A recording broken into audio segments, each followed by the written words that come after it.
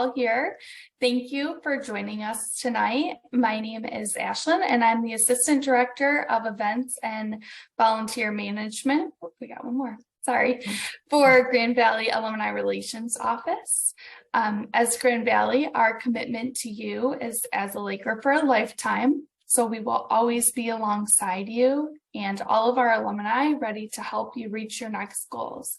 No matter what stage of your life or career, we hope that you'll turn to us for a lifetime of support. Tonight's workshop is the first installation of our new graduate career programming series. Through partnership with the Grand Valley Career Center, we were able to offer you in-depth career support that is specifically catered to our most recent graduates and Grand Valley alums searching for a postgraduate career. This evening, excuse me, I have the pleasure of introducing our workshop facilitator, Lisa Knapp. Lisa is a career advisor who works with students, faculty, and employees in the Communications, Humanities, and Liberal Studies programs. She also works closely with our first and second year students as they begin exploring the world of work. Tonight, Lisa will guide you through programming that will help you develop the skills to identify and articulate your targeted job description, leverage your networks, identify potential employers, and set up job search tools. Before I turn it over to Lisa, I do just want to stress some Zoom keeping and etiquette rules. Tonight, this workshop is being recorded in the hopes that we will be able to share it with those who are unable to join us tonight. Please be respectful of others participating in this workshop. If you need to conduct business outside of the Zoom meeting, please mute and turn off your camera before doing so. Our structure is interactive tonight, so Lisa will give you time to work individually on particular prompts, and we will also be separating you into breakout rooms. If you have any questions during this time, you can raise your hand or always chat us in the chat box. And with that, I will hand it over to Lisa.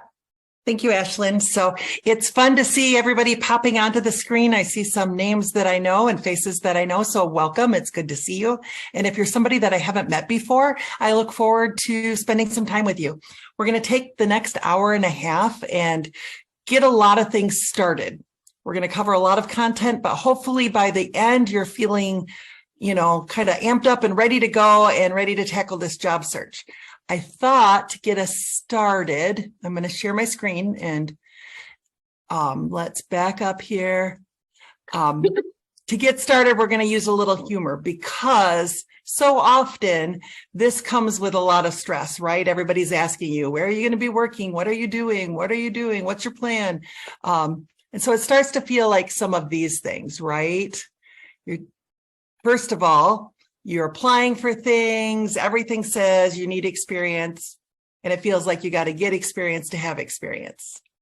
Then there's this guy, right? Oh, get a job, just a job, like it's easy, right? You just have to do the steps, kind of like snow day in school when you're a kid, right? Put ice cubes in the toilet and your socks on backwards or inside out while you sleep, right? There's no quick, easy to get the, jobs. And then here's this one. If this meme is real, then so are all or if the job listing is real, then so is this photo, right? We often are in the job search and coming across things. We don't know if they're legit. And it's hard to discern sometimes really easy like this meme, but sometimes not so easy. And then, lastly, and this is kind of a poke at ourselves, right? Another job search meme, humor based on my pain. So at the end of the day, I hope that it isn't feeling so painful, but instead is feeling like you know what to do, you have a plan, and you have some actual strategies to get that plan accomplished. To get started, though, we're going to interact just a little bit. We're going to go into some breakout rooms, and you have two things to talk about. One, what I know about job search. Two, what I want to know about job search. So your task is to go into the breakout room, share with each other what I want to know about, or what I know about job search, what I want to know about job search. And then we'll come back and we'll ask for some people to call out what it is they know and what they want to know.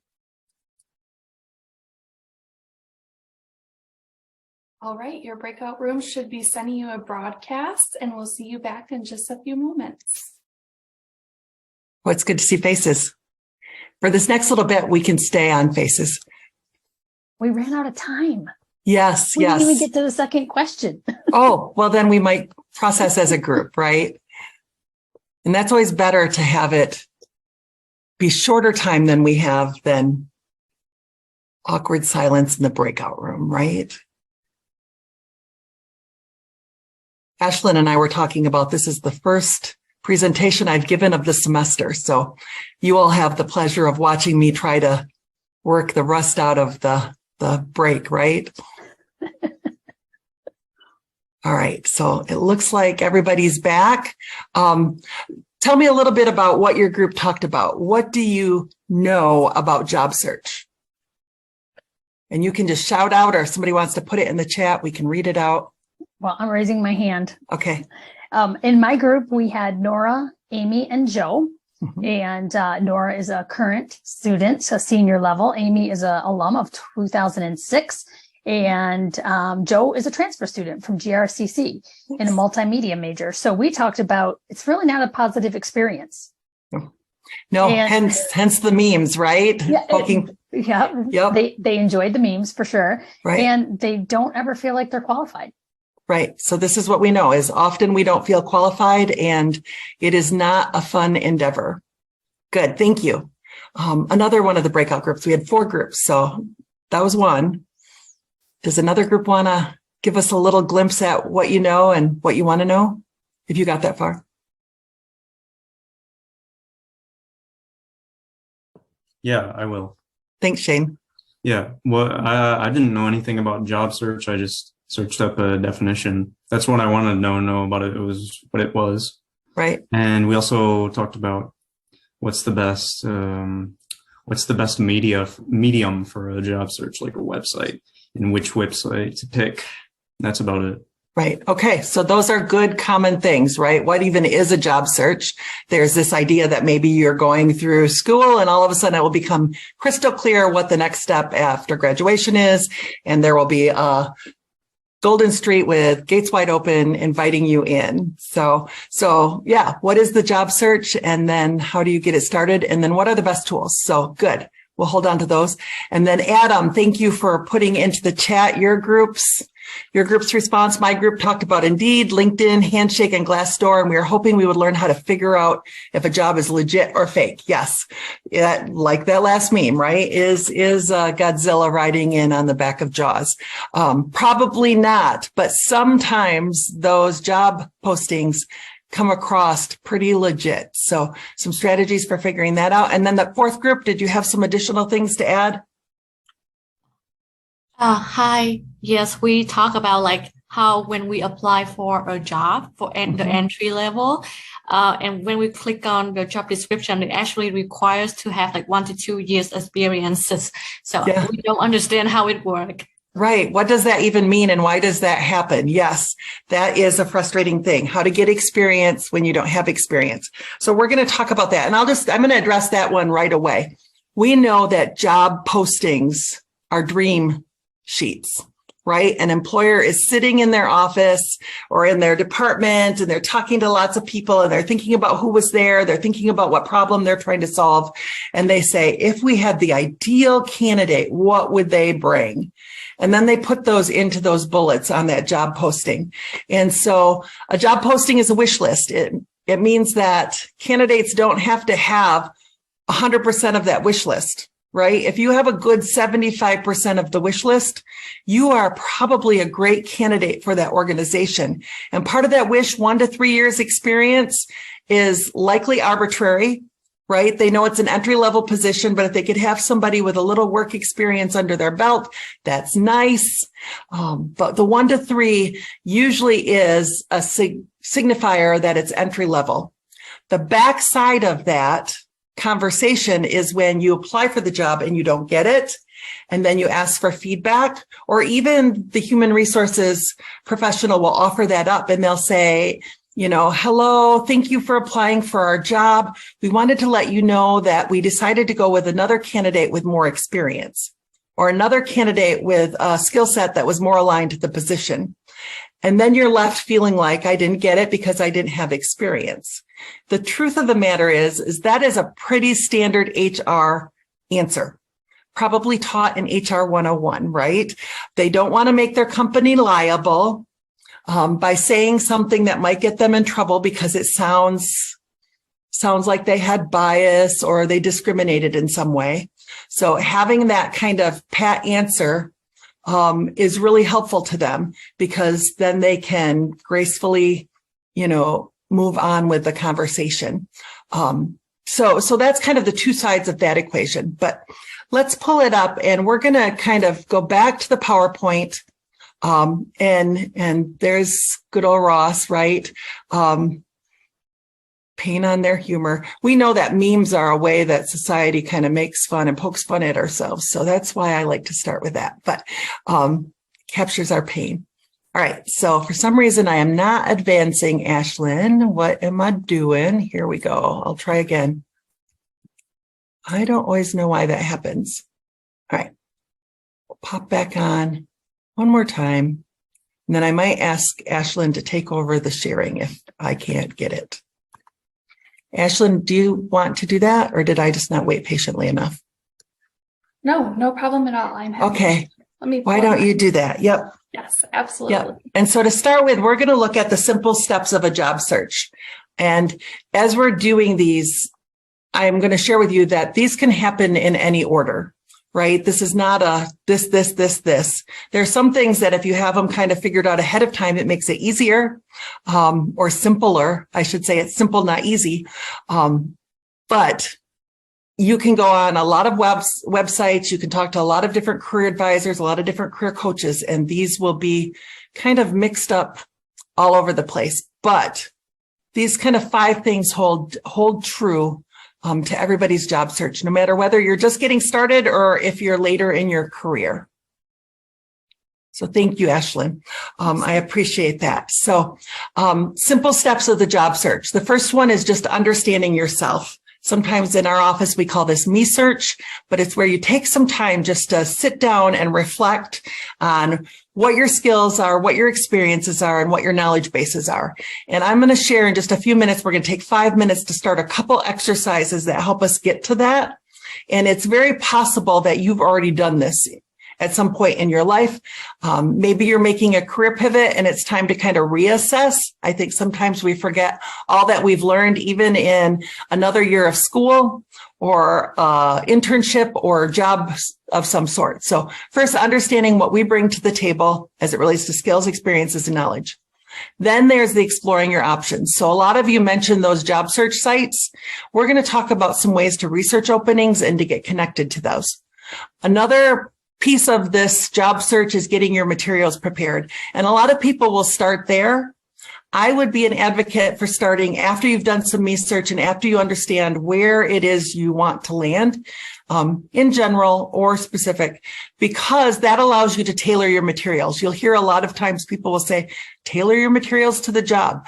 And that's a lot easier when you know. So my background is in English and communications. I've worked as a reporter, as a junior high school teacher, and I could just list these out on my resume.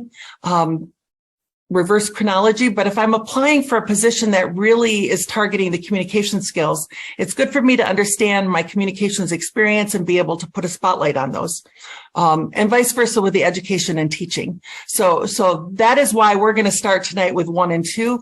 There is a great session coming on January 25th where you will talk about your job search tools such as LinkedIn and resumes and cover letters and even how to answer some of the interview questions. So we are not going to focus on that tonight. We'll focus on 1, 2, and then 4 and 5.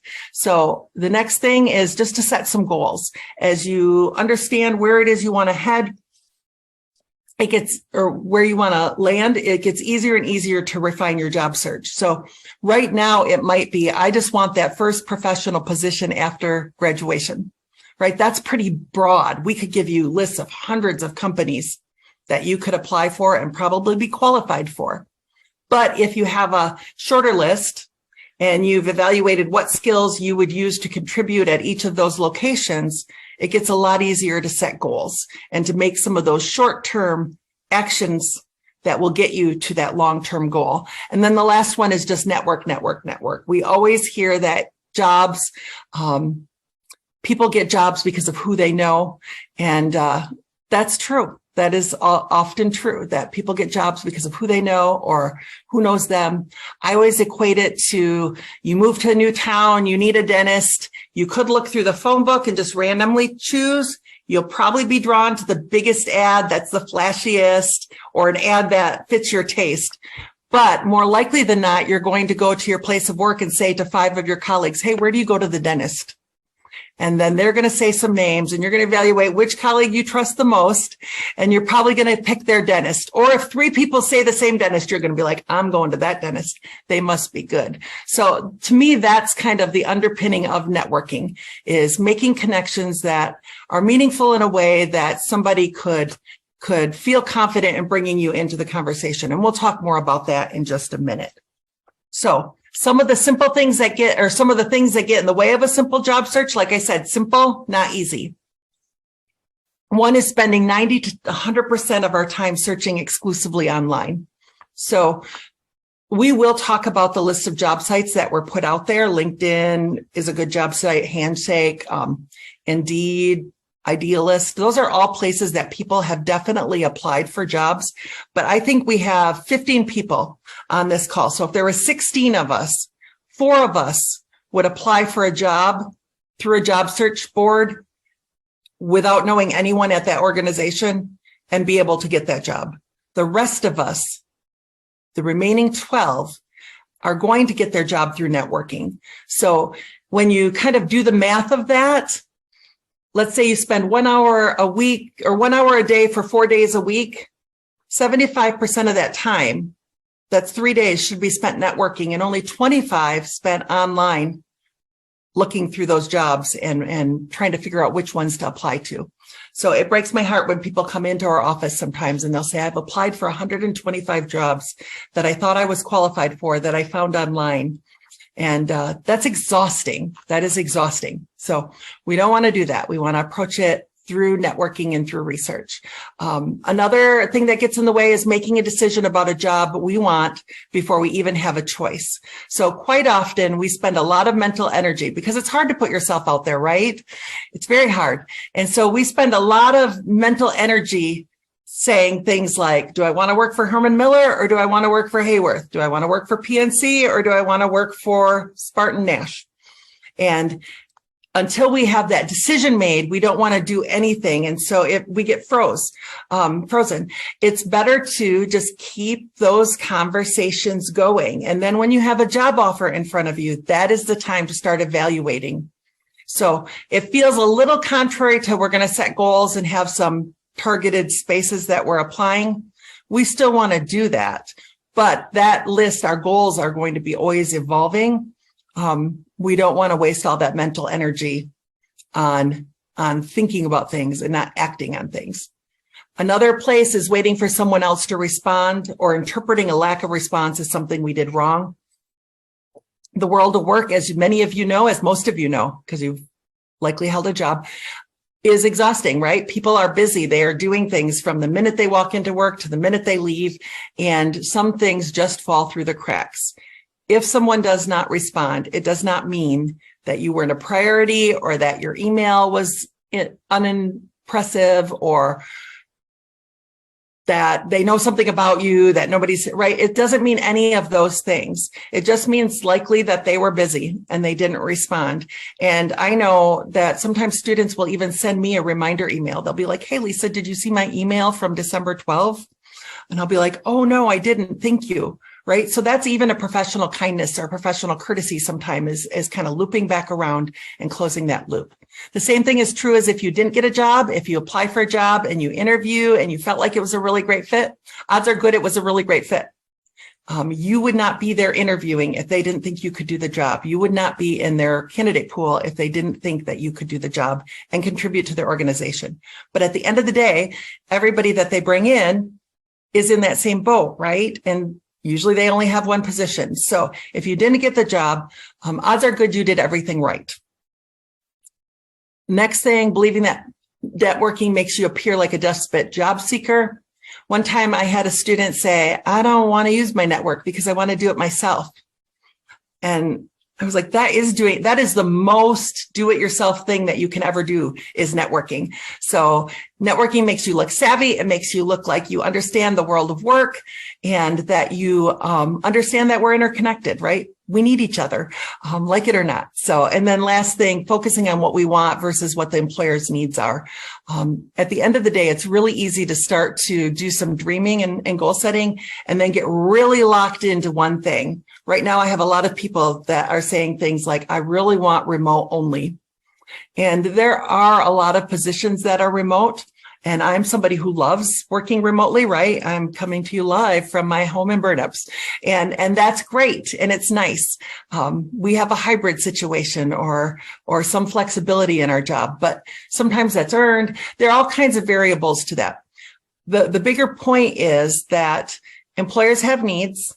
And these conversations that you're having with them should focus on what those employer needs are and the ways that you can contribute to meet those needs. Some of your preferences and things like that will come up and they will come out as you get working, but, land your position, do a really great job. And then you earn some of those privileges or things that might be your ideals along the way. And again, it doesn't mean that you shouldn't participate and have lists and ideas, right? I should not work with budgeting. It shouldn't be a big part of my job or admin, right? I am not always the best at those pieces. And those kinds of jobs would suck the energy out of me. But in turn, I'm not going to apply for those positions. So having an ideal job, but not getting so stuck on some of those nuances and preferences. Here is what skill sets that employers seek in new college grads, right? These look familiar to most of you, I'm sure. Problem-solving skills, analytical, qualitative skills, ability to work in a team, communication skills written, initiative, strong work ethic, technical skills, flexibility, detail-oriented communication skills, verbal and interpersonal skills. This comes from a big survey that's done nationally with employers and with colleges. And the idea is that if employers tell us what they want, we will be able to deliver as new college grads. And in general, we can deliver these things. But at the end of the day, the problem-solving skills that somebody needs at Corewell, which the formerly known as Spectrum Health, I'm still trying that name out. But this problem-solving skills that they may need at Corewell, even department to department, right? A nurse has different problem-solving skills than somebody who's in the administrative team or somebody who's in the HR department trying to recruit in new candidates. So having this list is helpful, but only in that you can reflect on and look at the ways you've developed problem-solving skills or written communication skills or how you've taken initiative. So now we're going to kind of roll up our sleeves and do a little bit of work around this. This is the Me Search. I'm going to give you a couple strategies. We're going to try it for a few minutes, then we'll kind of unpack how that worked for you. So if you will flip forward. So understanding what you bring to the workplace. When we're talking about skills and abilities, it really breaks down into three things: the things you know, the things you do, and the things you are, right? So things I know, those are things you can learn. We have a lot of employers that say things like, oh, bring me good people. I can teach them what they need to know. Sometimes that's true. Sometimes that's not. You still need to have an aptitude for what it is you're learning, but you know things. You've learned things through your education, whether it's your major or your minor or certificates or badges or professional development. You likely have things outside of your education where you've been learning. It might be a workplace or internship. It might be a hobby, right? I played piano for like 100 years when I was a kid, and I have, the screen is very low resolution. Is that true? Okay. No problem. I'm just going to stop the share and restart it and see if that helps solve the issue. I know we all want to keep our cameras on, but sometimes turning your camera off helps that as well. So thank you guys for letting us know. Yeah, thank you. All right, we'll try again.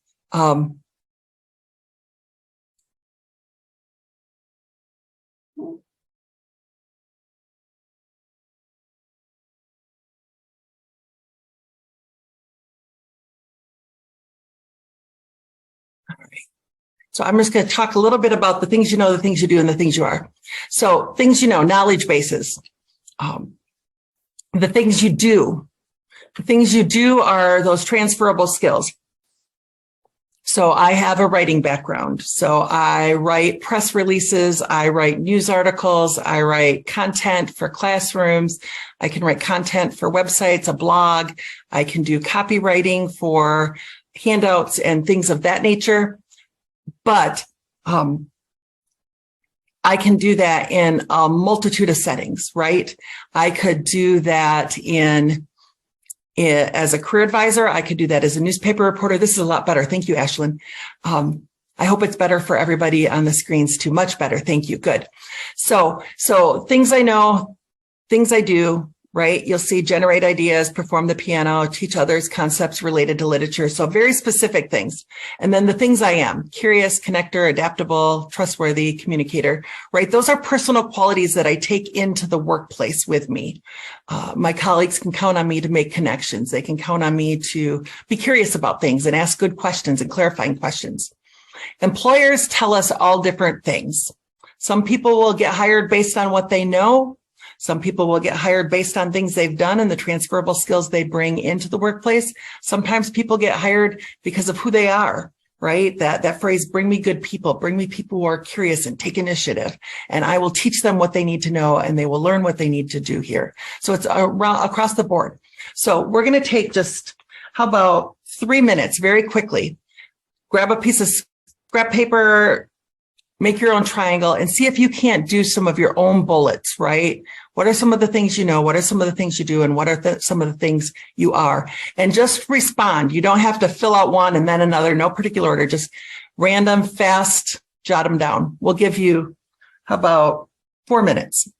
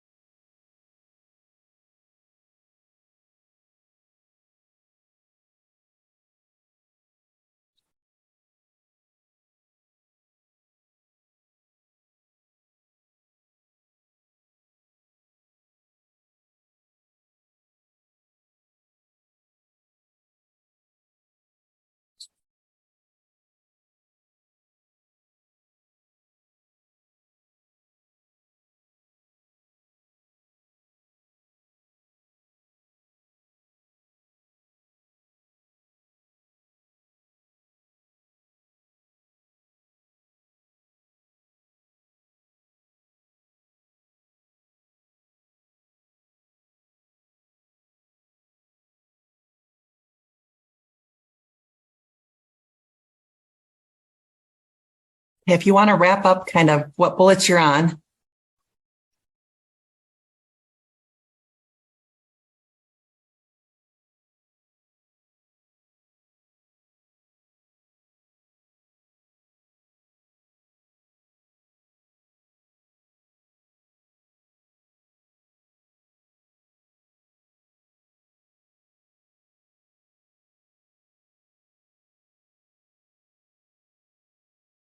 Okay, so if you would, you can unmute yourself and share out, or if you would like to throw it in the chat, we can read it out. Which of the, well, first of all, did this exercise flow well for you? Was it easy for you to start to put some shape into the things you know, the things you do, and the things you are? If it wasn't easy, were some of the categories easier than others? If so, it was easy to do that. Thank you, Shane. Others, were there some categories where you were instantly drawn to and you could quickly respond? And then others you just kept kind of avoiding, right? Things I know, easy. Things I am, maybe. I don't know what to do with the things I do. The things I know were harder. Yeah, a lot of times we don't think about the things we know. Anybody else want to give some feedback? Things I do seemed harder. Easy to figure out what I am, and know, do not so easy. Things I know was easy, but things I do was harder. Okay, one of the suggestions for the things I do being hard is literally start to list out. This is almost like a resume. Yep. And Amy, you've given us good advice. Things I know and do seem similar. Yes, that is true too. So when you think about it like a resume, right? What skills and knowledge you want to highlight most. So this allows us to really just categorically capture all of it and then start to sift through which it is that I would want to highlight for each of the jobs. I think the reason things I know and things I do kind of blend a little bit is because, right, I know coaching principles and I'm a coach. I can coach athletes. So those can feel like the same thing or like a redundancy. But then if I sift it down a little further, I know coaching principles about athletics and I know coaching principles as it relates to career. Those are two different things, even though they have a lot of the same transferable skills. So it won't always be a magic equation or formula, but often it can be. What does this tell us? Oh, the things you do, I didn't finish that thought. Sorry about that. If you start to write down the experiences you've had, and then think, what did I do there? Sometimes that helps us get to it a little easier if that's a place that you were stuck. The things I am, often other people can share with us who we are, right? They speak into our lives, and then knowledge bases, of course. So what does this tell us? If this was easy for you, it's a good way for you to kind of gather. If there are spots that were harder, maybe some reflection like this, using the steps that we just talked about. And maybe this exercise tells us nothing other than this isn't the way that you think through things, and systematically kind of reflect. So we have another tool that Ashlyn will flip forward to. We won't take as long with this one, but one of the things that we get asked most often in our office is, what am I qualified for? Here's my major. What am I qualified for? Like it's an A to A, B to B, C to C relationship. And it's really not. As college grads, we are qualified to do a lot of work simply because we started a process, finished it. Along the way, we interacted with a lot of people. We met deadlines, handled projects, short-term projects, right, a semester, projects within that semester. We've demonstrated a lot of things. So as you see these columns here, skills developed as a college graduate. That list is almost identical to what we learned from NACE, where the skills employers look for: critical thinking, communication skills, leadership, emotional intelligence is what EQ stands for, teamwork, problem solving. You see that little arrow? Because not everybody has the same level of all of those things. As I mentioned, writing background, I probably could come in higher on that spectrum as it relates to communications writing than some of my peers. But when it comes to presenting, I might be the middle of the road and somebody else might be higher along the spectrum. That is okay. Being aware of what you do and kind of where you are at developmentally is a good thing. It helps us be honest, and it helps us also identify places for improvement. So instead of asking, what am I qualified for? Ask yourself, what experiences do I have? What skills have I developed? And if you were to take these, and really list through, we'll just take 2 minutes on this one, but what skills have you developed through your major or minor or other educational experiences? What skills have you developed through your work or through an internship or through a volunteer position? Or even just in your own personal life. A lot of us have things that we manage, care for a loved one, big projects. I had a student one time who refurbished cars. He had a lot of experiences that came from that. And then again, if you want to list out some personal qualities, you can. So we'll take just like 2 minutes and try it out this way, that reflective piece.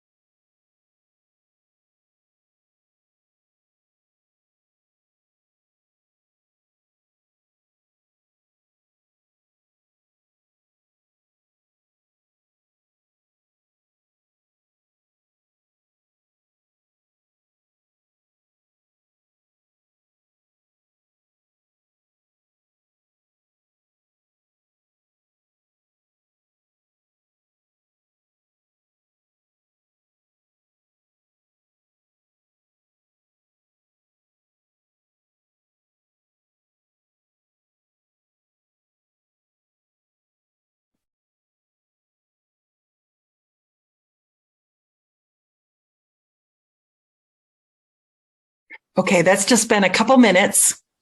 Maybe you were jotting down again in the chat, share, or if somebody wants to call out, that's good too. I like hearing voices, right? But you can put it in the chat as well. Was this easier or harder than the skills activity? Do you think that the two kind of played off of one another? Did you like thinking about your skill sets on a continuum? Like, here's where I'm at, here's where I need to get to go.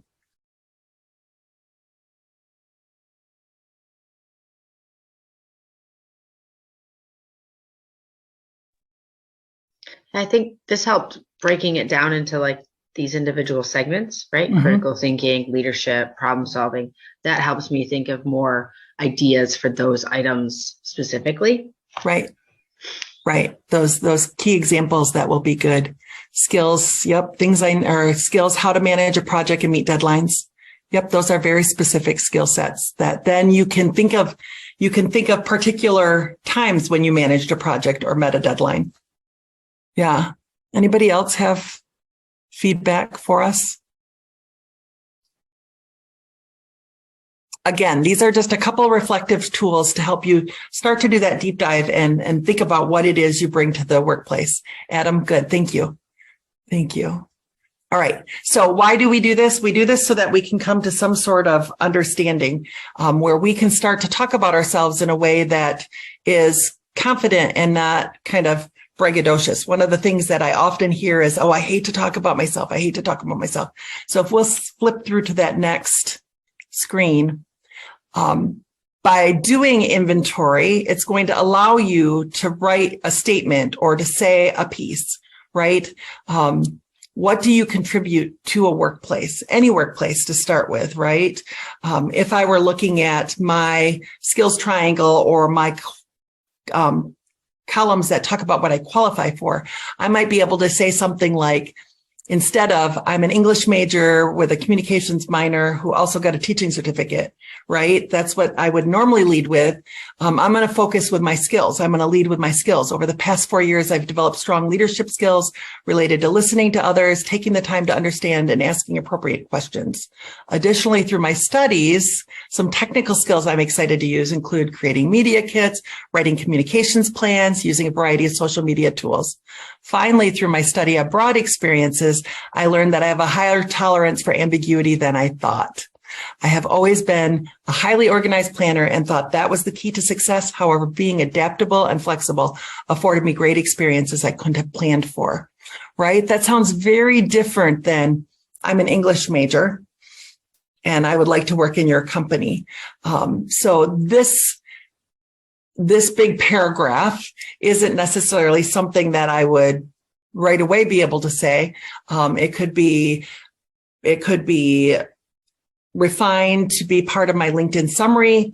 It might be part of my cover letter. I might abbreviate it to talk about it in a quick introduction, right? But I challenge you, not tonight, not right now, but I challenge you, maybe when we click off at 7:30 to sit down and see if looking at the skills triangle, looking at those skill sets and experiences that you have, if you could summarize what it is you bring uniquely to the workplace, right? And the ways that you would contribute to the employer.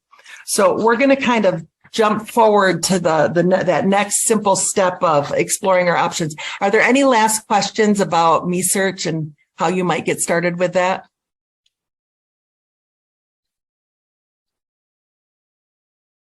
Okay, if not, then the what are my options in this workplace? And that's where we can talk about some of the different things. But if we go back to that idea that 75% of our time should be exploring our options, there are a few things that you need to know, right?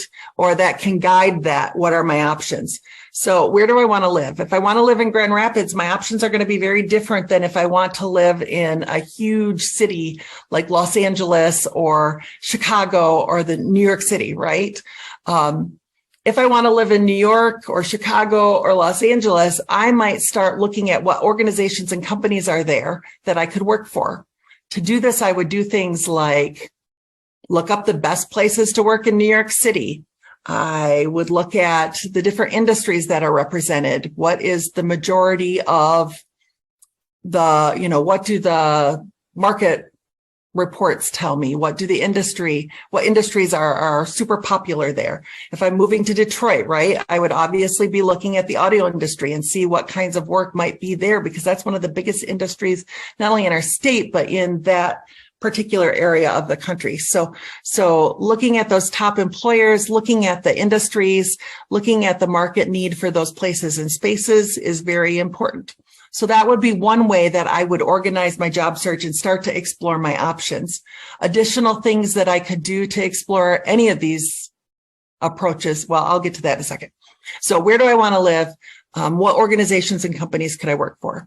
Another way that you could explore your options and thinking about where you want to work and what could I do there. So I make no hidden secret of the fact that I think Herman Miller is a wonderful place to work. I got to cover them as a newspaper reporter.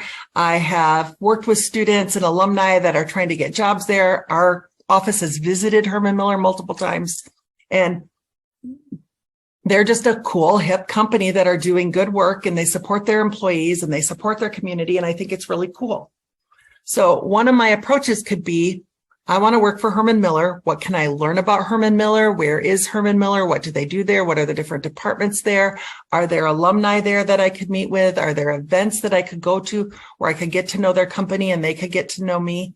And in that research, I would start to find places that could use my skill sets or what I could contribute. So maybe I would find some place that I could use my writing skills. It might be in the design yard, which is where they do all of their marketing copy and marketing tools. It might be in the public relations office where I can do press releases and try to earn media on behalf of Herman Miller. It might be in their HR department where I'm writing employee internal communications, or it might even be a technical writer with their engineers. and software developers. So where do I want to work? What could I do there? And then another way to approach your job search and to explore your options is what do I want to do and where could I do that?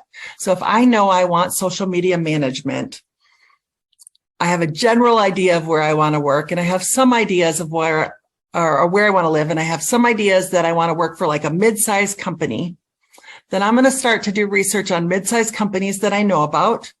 I'm going to get into LinkedIn and I'm going to research alumni, where they're working, what companies they work for, because the truth is most of us are going to work for a company we've never heard of. Many of us will work for big companies. Many of us will work for middle-sized companies, but a lot of us will work for smaller companies that are, 50 people or less. And the way that we get at that is really just by systematically doing some of that research. So kind of 3 different ways to explore your options or strategies for getting in there. Some of the tools for this include LinkedIn. It's one of the favorite tools we have in our office, and we'll talk a little bit more about that with networking. But LinkedIn helps us find people and it helps us research places. Handshake is an excellent tool for searching up people and searching out employers and companies and opportunities. Those are trusted, vetted websites. Idealist, Indeed, ZipRecruiter, Monster, some of those bigger websites, they do data mining and they scrape opportunities and they bring them all and put them in one spot. So it's not to say that those websites are not good, but they are often convoluted and they are often unvetted and they are often out of date. So if I'm looking at my job search, 25% of that time that I'm searching online, I will be looking at if I've identified company websites, like a company that I want to work for in my target, I would have those websites. I'd set my alerts so I got them, but then I'd still go back in and check each week. Once a week, I'd take a look. I would get into industry associations. So on the Career Center website, there is a tab that's called, What Can I Do with This Major? And you're all like, oh, I've already got a job major, right? And I already know what I could do with it in general. But if you go to those, what can I do with the major, and go to the bottom of those documents, you will find associations that are connected to the industry or connected to the major. And you will find really specialized. So there's one called Media Bistro. There are freelancewritingjobs.com. There are poets and writers. Those are just some from the writing field that I can think of off the top of my head. And if people have to pay money to put a job posting out there, they're going to put their money where they're going to get the biggest concentration of people they might want to hire, right? So getting on those industry specific websites, so the company websites, some of those trusted websites like LinkedIn and Handshake, industry websites, those are some of the best places that we can find those job postings. In higher ed, there are a couple trusted industry websites like higheredjobs.com, collegecareers.com. So those would be some of the tools that I would use as it relates to that. And so, and then there's another one called themuse.com. That is a great site to do some research of companies. There are also a lot of good resources on careeronestop.org. And I'll see if I'll get these in the chat the next time that we're quiet. But careersonestop.org is a good place. It has a lot of industry data that is gathered by the Department of Labor and Statistics, as does ONET. So those are some great guides as you're doing this job search. Alumni Relations has some great chapters and networks. They can be good resources as you're doing both, you're exploring your options and seeing what's out there, and as you're doing some networking. And then professional associations. A lot of cities have great meetup groups related to industry or job functions, and they will have, like, there's Young Professionals Nonprofit Organization. There are quite often affinity group professional organizations. And again, these are places to look for opportunities, make connections, and do some research as well. So good. Thank you. So our next slide is just about that third step, preparing your job search tools. And then next is about setting goals and staying organized. So as it relates to setting goals, I challenge you to think about the SMART goals, right? What's specific, reasonable, attainable, giving yourself a timeline, and think baby steps, right? But what is your goal? It should be specific, reasonable, attainable. So something like my goal is to be working full-time by September 1 in the field of supply chain management. Preferably, I will be working in the Midwest. When you have something specific like this and you're doing your networking and having conversations, it makes it a lot easier if you say, I want to be in the field of supply chain management, preferably in the Midwest, and I'm hoping to act on this quickly. That is a lot different than saying, yeah, I'm just looking for my foot in the door so I can get started with my professional life. When I say that I want to work in supply chain management, people that are in places where supply chain management is done are more likely to think of me, right? So when they have a need, they're like, oh, Lisa was just saying she wanted to do something like this. I'll let her know. Or you should call Lisa Knapp. She wants to do this. I know it because she told me herself. Why is this job ideal for you? Why is this type of job ideal? Do you have education in the area or work experience? Not only did I study supply chain management, but my coursework included workplace projects with local employers. And then you can see additionally, I participated in 2 internships. So as we set these goals, right? What's our goal? Why is this type ideal? What are your challenges and obstacles in reaching your goal? If you know about what your challenge or obstacle is, it's easier to work through it, right? So some people sign leases and then they're looking for a job out of state, and that makes that job pretty hard to get because they don't want to break their lease. So having some strategies in place for that. Maybe if you have a lease, you need to have a local job search. Maybe if you are doing a national job search, but you need a place to live for a year and you don't know how long it will take you to land that job, maybe you have intentionally saved enough in the bank so that if you had to break your lease, you could, and that you will never not take a job because you had that lease. And it might feel like throwing away money, or it might feel like investing money in your future, right? So that gets to the how you can remove these obstacles. Who will help you reach your goal? Who will help you reach your goal? Think about the people in your life who are your champions, right? So the Career Center, we have advisors that are connected throughout the nation and even internationally. Think of us as a piece of your network. Think of the people in your life, and we'll jot down a list here in just a second, but think about the people in your life that might be able to feed into that and help you with that. Think about your professors. Often we forget about them.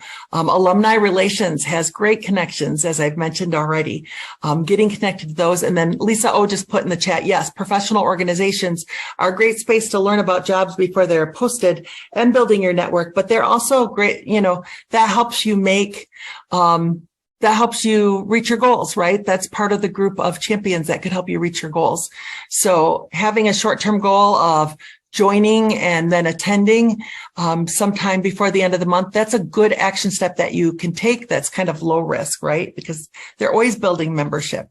And then picking that one thing and doing it right away. So as you think about the steps you need and what you need to do, doing it right away. So one of the things you might do at the end of the night is spend some time on the me search, or maybe it will be thinking about where do I want to live and where could I work there? Maybe just getting that list started is part of that process. I think so often we think about it so big, I need to get a job, that we forget to break it down into manageable pieces. So that's part of the setting the goals, getting organized and staying organized. I think you can flip it forward.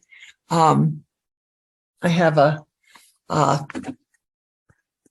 slide. Yep. Organization begins with awareness of what doesn't work for us. So quite often in our office, we will get asked, how should we organize this job search, right? I want to get a new job. So what's the secret sauce as far as keeping my ducks in a row? The secret sauce for getting organized really is doing what you've already been doing right? What is your normal, natural strategies for organizing? I have students that have brought in big Excel spreadsheets with all the different worksheets, all the different tabs. Maybe they want to live locally and they have 2 different industries. So they might have those tabs set by industry. And then they have subsets with companies. And then they have subsets with what they can do and where they can do it. I have seen other job seekers have journals. They literally keep things in journals and maybe put tabs in and maybe don't. I've seen people that have visual dream boards, right? So if you do a vision board or you make a visual representation and dream, that can be a good way to get organized. I had somebody who was writing on their mirror all their different things for job search. And I've seen people use sticky notes very effectively in organizing their job search. Whatever allows you to keep track of who you're talking to, what you've researched, what you want to pursue, your goals, your objectives, all of those things, whatever works best for you is the best way to organize your job search. And I'll just say that one more time. Whatever way you best organize is the best way to organize your job search. Otherwise, someone like myself will build an Excel spreadsheet and I will be so stressed out that I don't have my Excel spreadsheet updated that I will not do the things that I need to be doing to keep my job search moving forward. So that is not a question that we can necessarily answer for you, like this is how you do it. But if you would like some tools, there are a lot of great tools out there, good books to read to keep you motivated. If you can join a job search group, for some of us, that's a way to keep us organized and on track. All of those things, even just finding an accountability partner sometimes helps us stay organized because we have a check-in once in a while. So moving on to what I think is the biggest part of the job search is network, right? I think sometimes networking gives us a pit in our stomach. I am not somebody who loves to walk into a room and think about who to talk to, right? Often there's like beverages or food and I'm the awkward professional. So I'm like carrying, like, how do I carry and talk and eat? And right. That's what for a lot of us networking conjures up. For others, it's that feeling of like, I'm asking, I have to ask somebody to help me. I have to ask to get this done. And that is really not what it is. Networking is about making connections and gaining information. It's also a way to kind of embed yourself in a community, both professionally and personally. One of my favorite memories from when I was working as a newspaper reporter was the rival newspaper had heavy turnover. Wasn't a great place to work, but they just had a cycle of entry-level newspaper reporters that I sat with in meetings often. And there were several that just came in and they're like, I am just learning this city. I love it. I got to go to the park and I got to go to the zoo. And I was learning from them things about my community, right? Because they were just going out and doing it and engaging and then telling me about different people that they met along the way. I think that that is a great way to think about the world of work. Everywhere you go, you have connections to the world of work. Maybe you're a parent and you sit in the bleachers often. Maybe you are somebody that likes to go to coffee shop and do some work. Maybe you work in a profession. I had a student once who was a dog groomer at one of the pet places that I can't think of anymore, but he would chit chat with everybody who came through. Where do you work? What do you do? What do you like about it? Those are great ways to learn about your community, learn about other people, and learn about the world of work. So what I want you to, what we're going to do, because for a few minutes, think about these 3 questions. Who is in your network? Who do you want in your network? And how do you network? And to get at who is in your network, I want you to just rapid fire. I'm going to give you some, write this, now write that, now write this, now write that. And if you don't edit it, a lot of times we try to think of who do I know in publishing or who do I know in banking? Don't do that. Right now, I want you to write 5 of your parents' friends.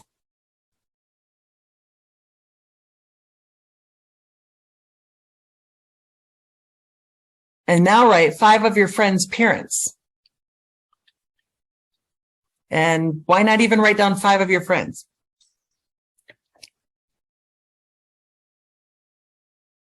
Write down 5 people that you've worked or volunteered with.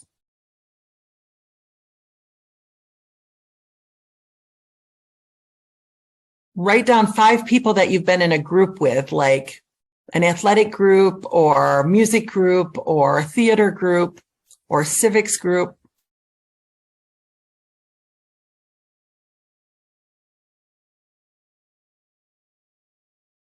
Write down 5 people that you see every week in your day-to-day life.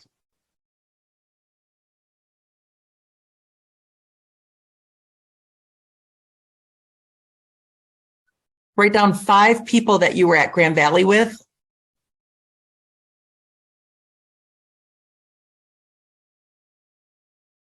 Write down 5 people that you went to high school with.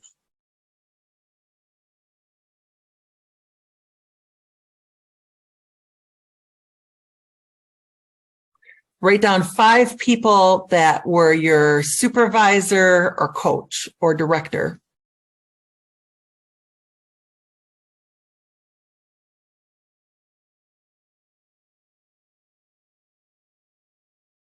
Write down 5 family members that you haven't seen in a while.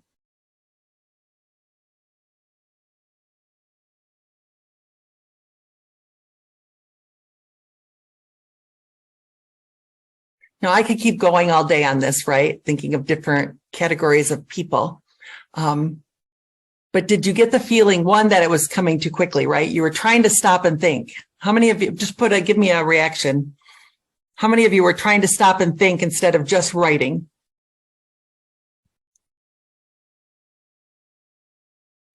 I'm glad you thought that was fun, Lisa. Sometimes that can be overwhelming, right? As we do it. Yep, I see some clapping and some thumbs up. I think often we try to edit too much, right?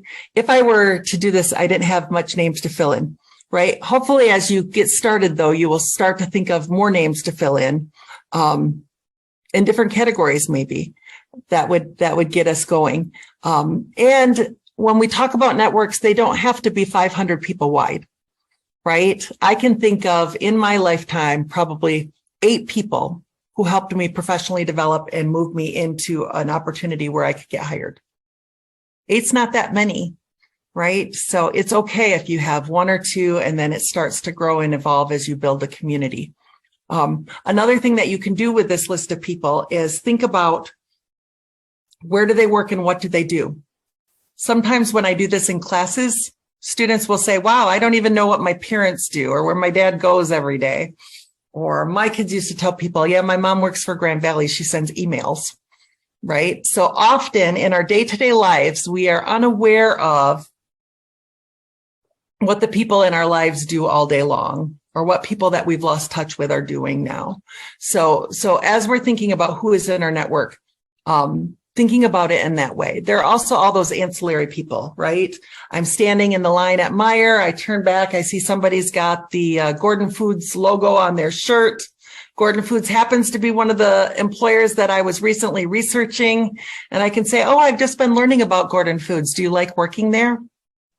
And that person is probably going to tell me all kinds of things. Now, I might get somebody who's like, oh, yeah, it's great, and not give me any more. But most people don't get a chance to talk about the work that they do every day. And so when they're invited into the conversation, they are very excited about doing that. Who do you want in your network? You want anybody who can share information and help you make connections. You want sometimes targeted people, right? Maybe you want to go to work for a mid or big size West Michigan company where a lot of the hiring is done through HR recruiters. Then you want HR recruiters in your network. If you are going to work for a startup of some sort, then maybe you want people in your network that are entrepreneurial or who are involved in the whole startup scene. So kind of being strategic about who you want in your network. But then also, how do you network?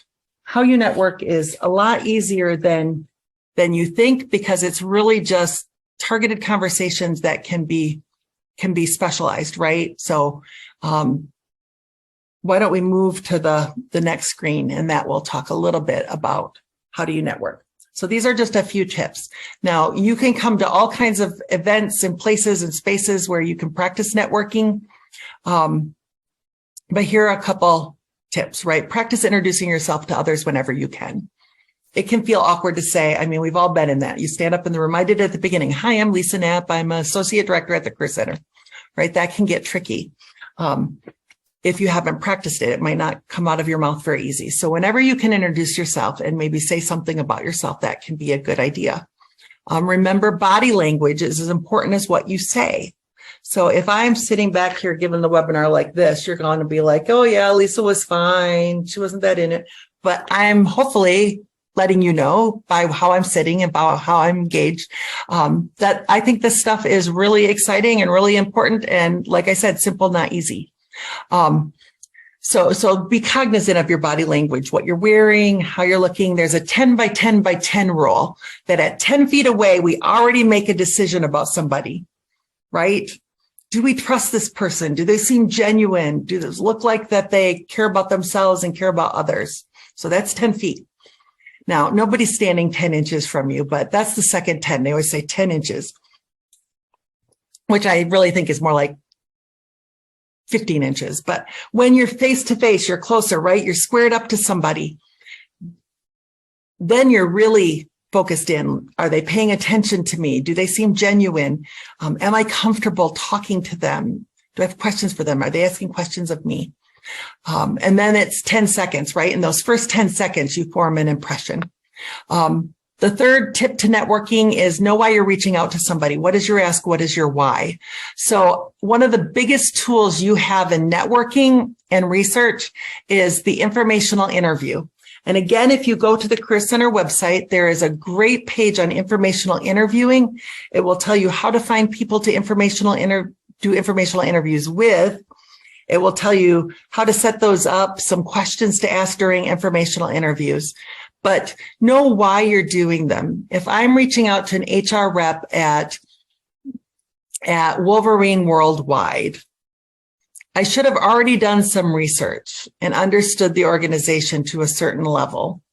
Maybe I've talked to some employees there and I just want to find out more about what role somebody in project management can do. And so my ask is, I'd like 20 minutes of your time to learn more about the work that project managers do at Wolverine Worldwide, because this is a field that I can imagine going into, and I feel like I have some of the skills and training that would allow me to contribute. So that's more of I'm asking to see if there's a connection. Maybe your ask is, I'd like to learn more about project management at Wolverine Worldwide, because I'm trying to learn about West Michigan companies and the types of jobs that are out there for project managers so I can organize my job search. Then you're not even asking to see if this is going to be a good fit. You're just asking for information. So what's your ask? What's your why? Otherwise, you're calling and you're setting up an appointment and you're kind of showing up and you're like, yeah, just thought we'd chat. And it doesn't feel intentional and purposeful. And then people will always remember the way you make them feel.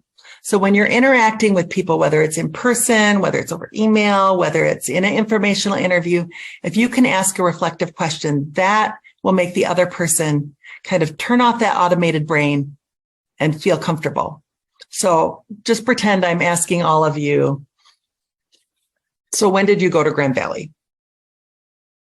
Right? Your answer is 2006 to 2010, or I graduated in 1991, or whatever your answer might be. Very easy. It's just rote. If I said to you, my next question you're expecting is maybe, what did you study there? But if instead I said to you, when did you go to Grand Valley? What changed during the time you were there? All of a sudden you're kind of taken aback and you're like, oh, what did change while I was at Grand Valley? Well, when I started at Grand Valley in 1987, there was no email. And when I left in 1993, there was email. Technology advanced, right? But it's going to make you stop, think, look back. And when people reflect on things, often it kind of changes the dynamic of the conversation. It changes the way that they feel. They're going to leave the conversation with you and be like, wow, that was a really good conversation. I haven't thought about that in years. The same thing happens when you ask them to talk about their work. I had a student probably 3 or 4 years ago now. She was doing an informational interview for a class project related to reporting. She knew I had been a newspaper reporter. And we got all done and she said, it seems like you really loved that job. I was like, yes, I did. She said, so what made you switch? So I shared a little bit about why I switched. And then she said, it seems like you love this job too. Like maybe in this job, you love the students. And I was like, I do. And she says, how do your students change you? And I was like, what?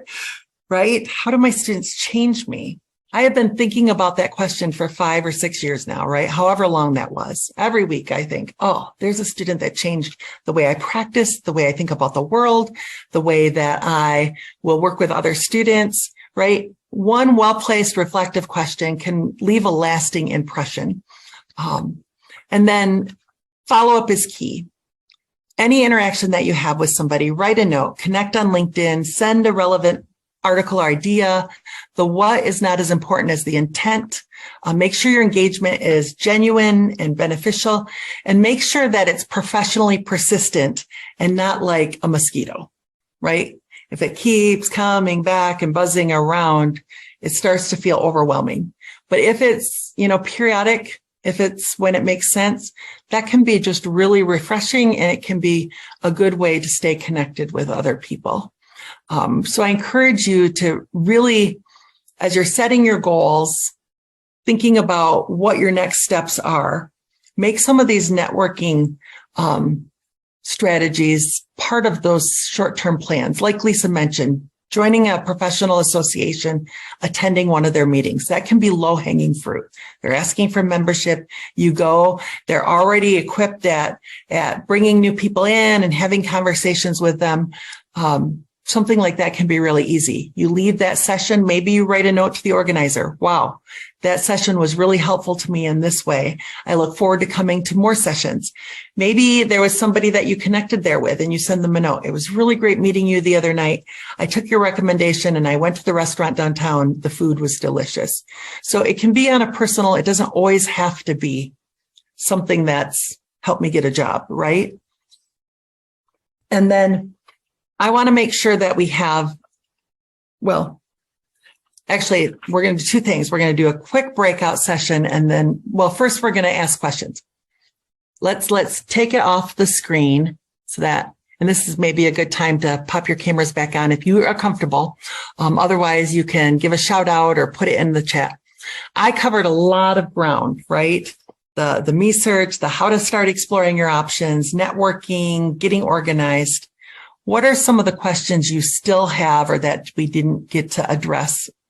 What is EQ? EQ is emotional intelligence. It's like instead of intelligence quotient, it's your emotional intelligence quotient. There's a big body of research on EQ that was kind of foundational to a lot of the diversity and equity and inclusion work. And it just talks about your ability to be other aware, right? When you walk into a room, can you read the room? Those websites for career info and research. Ashlyn, let me ask you this. If I quickly put those together as soon as we're done, you can shoot them out to everybody that attended? Absolutely. We are going to send out the recording in the slide. Mm-hmm. So any additional resources that you have, we can include in that as well. Good. And I will put some reflective question examples in that as well. There is a great TED Talk. It is old. It's a woman who works in marketing and sales, and she practices this principle, and she has 5 that she asks all her clients, and we've practiced them in different settings, and they can be really good. So I'll put the link to that TED Talk. And if you want to listen to all of her, go ahead and do it. I think it's called The Elevator Pitch is Dead. And you can listen to the whole TED Talk, or you can just fast forward to where the screen shows the hand. And then she talks about those questions specifically. So that would be a great place to get some good information about the reflective questions. Is it still valuable to write a cover letter? You're going to talk about this. You're going to talk about this in the preparing your materials, I would imagine. But I think unless they say no cover letters, you should always send a cover letter. Your credentials are going to look similar to everybody applying for the job, right? Because you all have those skill sets. That's why you're applying for the job.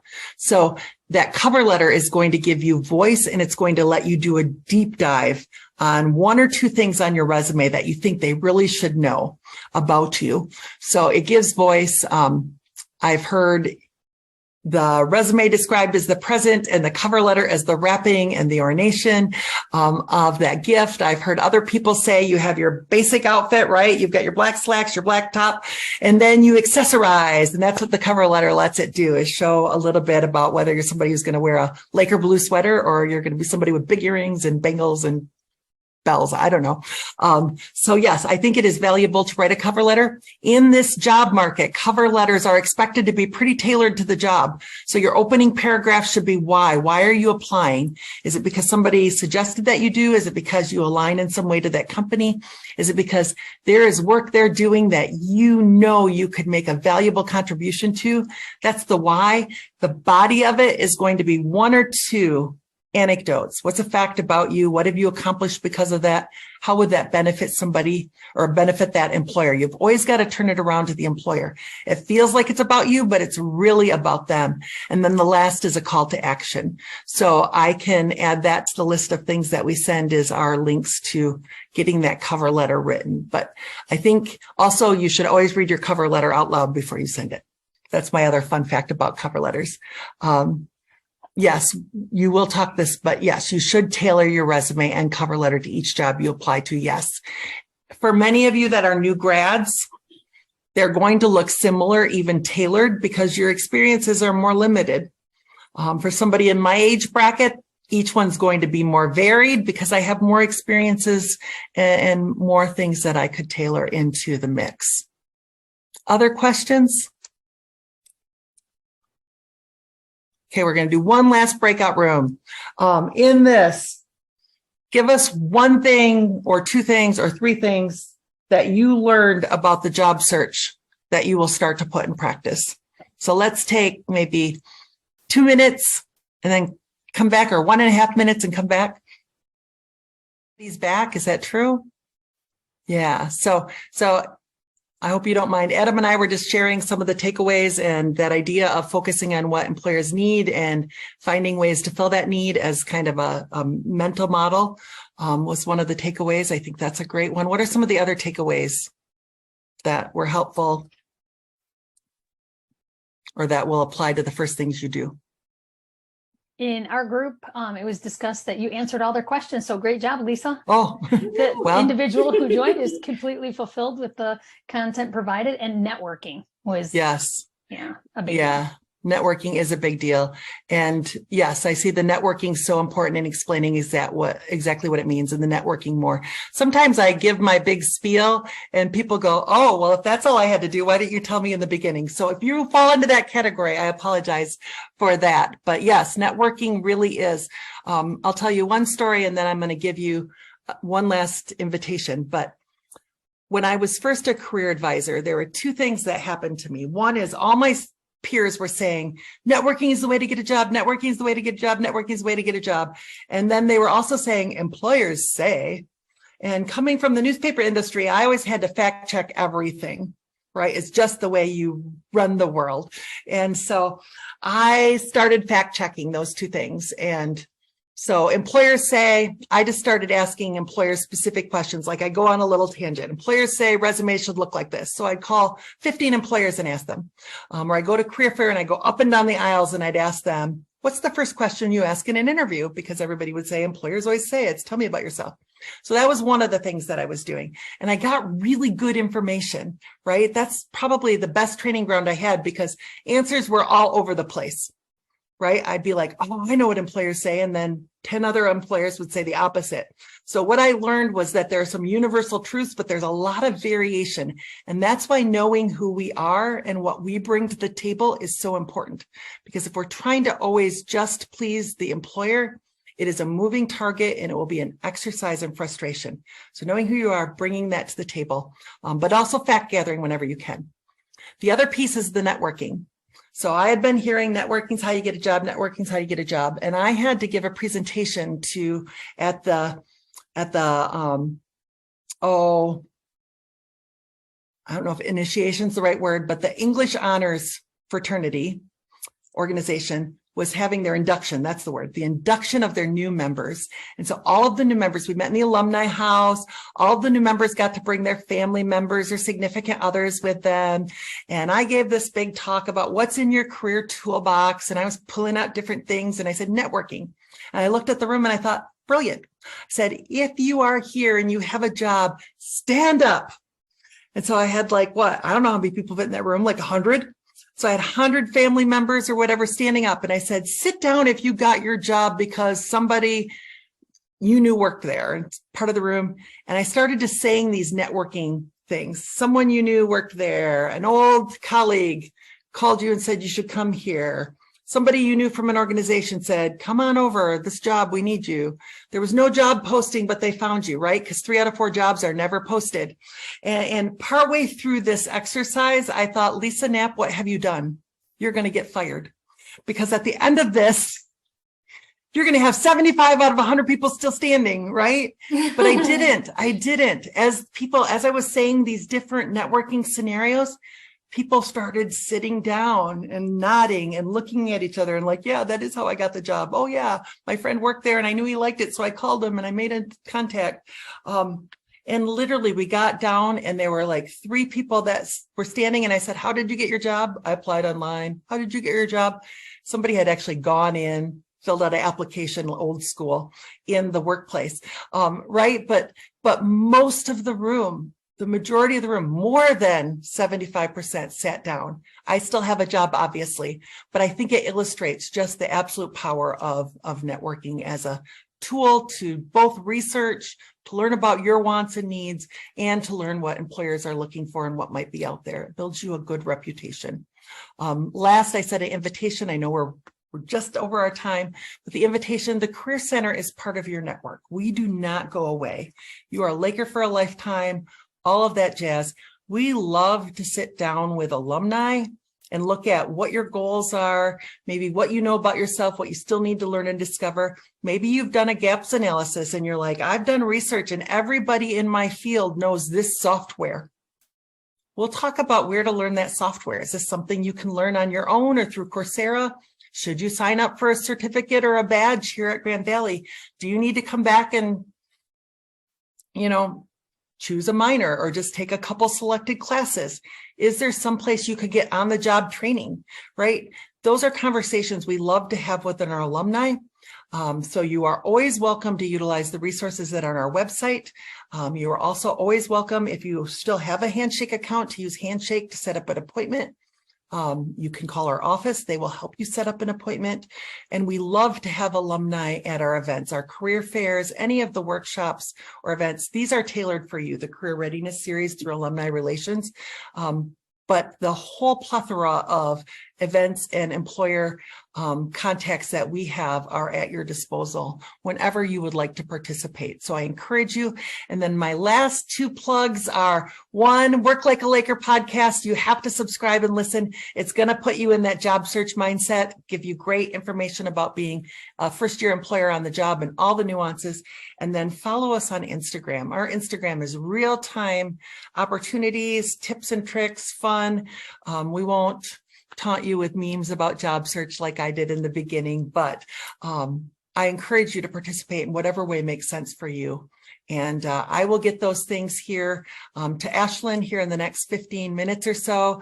I don't know if she'll be able to do that tonight still, or if you will get them tomorrow once everything is kind of settled in, but look for those in the next day or so.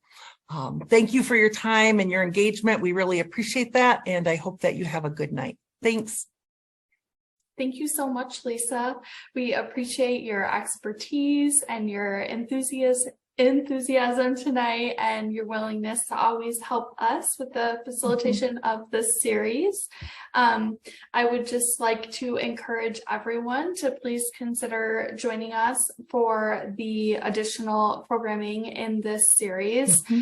Through participation, we will address various different topics: preparing a resume and cover letter, evaluating an offer, relocation. We also have a segment addressing imposter syndrome, salary negotiation, and more. So there is a lot of good resources in the next few weeks for you.